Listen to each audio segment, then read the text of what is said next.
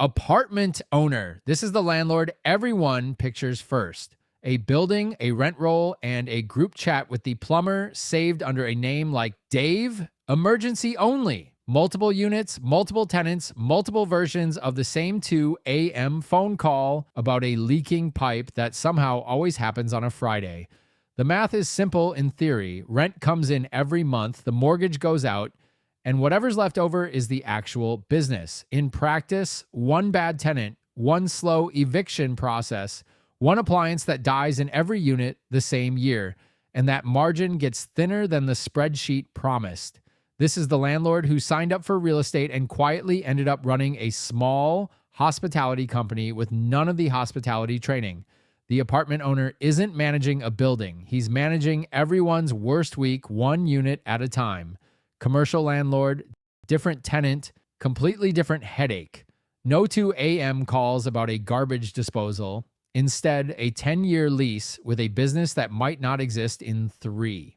Commercial landlords deal in bigger numbers and colder relationships. The tenant isn't a family, it's a company, usually represented by a lawyer instead of a person.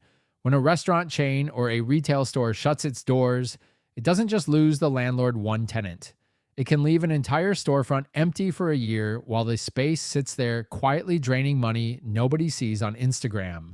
The upside is real too. A single anchor tenant signed for a decade can be worth more than an entire apartment building's worth of tenant turnover and noise complaints combined. The commercial landlord traded personal drama for corporate risk and isn't always sure that was the better deal. Airbnb owner. This one isn't really running a rental. She's running a hotel that happens to have exactly one room, one cleaning crew on speed dial, and an algorithm deciding how much of her income shows up this month.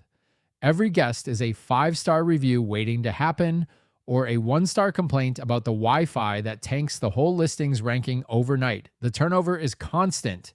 The cleaning fees are doing more financial heavy lifting than most guests realize, and the entire business model can get rewritten in a single city council meeting the moment short-term rentals get heavily regulated or restricted in her area. She built a business on a platform she doesn't own, in an industry that can change the rules with one policy update. The Airbnb owner isn't collecting rent. She's collecting reviews and hoping the algorithm stays in a good mood. House flipper. Technically, this one's barely a landlord at all. He's a landlord for exactly as long as it takes to renovate and sell, which is the whole point.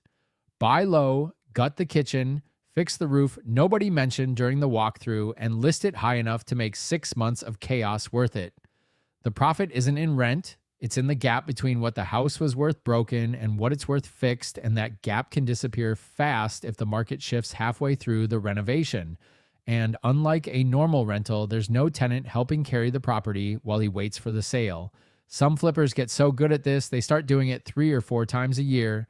Others get stuck holding a half-finished house in a cooling market, technically a landlord to nobody, just an increasingly expensive project with no tenant covering the mortgage while it sits there. The house flipper isn't in the landlord business. He's just visiting it, one renovation at a time.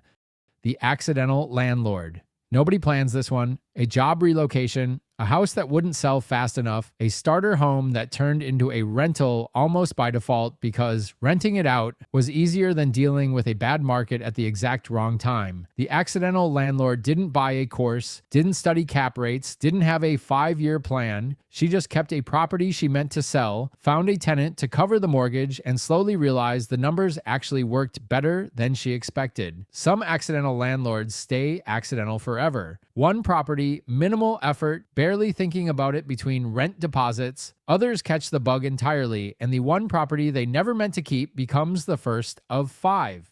The accidental landlord backed into the exact business everyone else spent years trying to plan for. The weird part is, she never meant to become a landlord in the first place.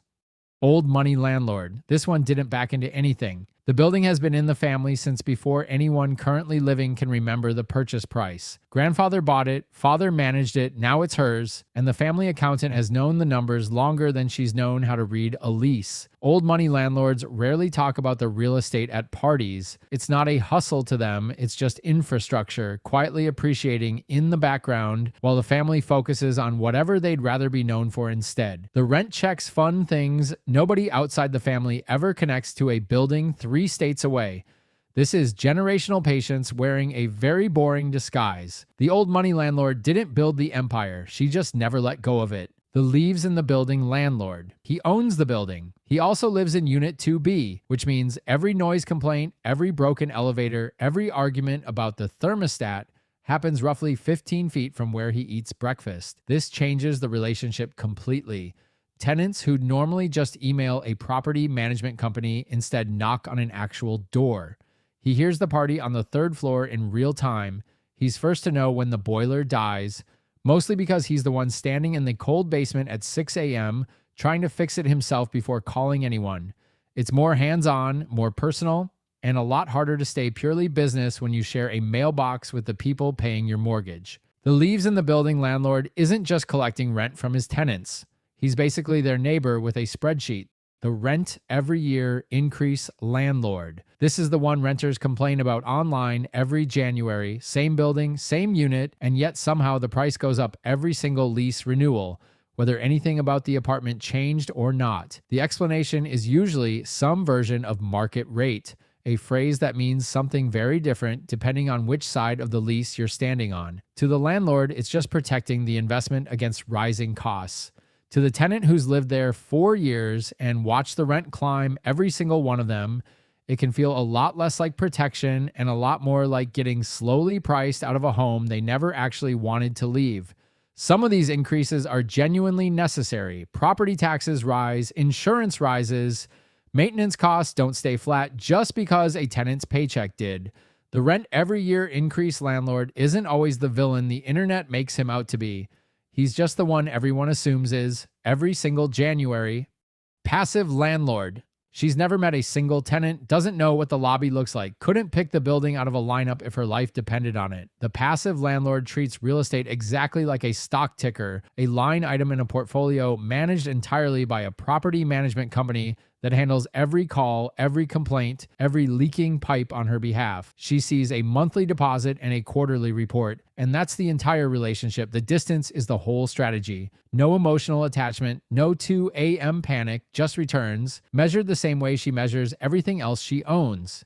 This is real estate for people who never actually wanted to be in real estate. Just in the returns it produces, the passive landlord owns property the way most people own a mutual fund. On paper, and from a very comfortable distance. The inherited the building landlord. And here's the one this entire list was quietly leading to. 9 people on this list chose this life. She didn't. She didn't even know the decision had already been made for her. 1 phone call, 1 funeral, 1 meeting with a lawyer she'd never met, and suddenly there's a deed with her name on it, a building she's never set foot in, and 12 tenants who have absolutely no idea their landlord just changed overnight.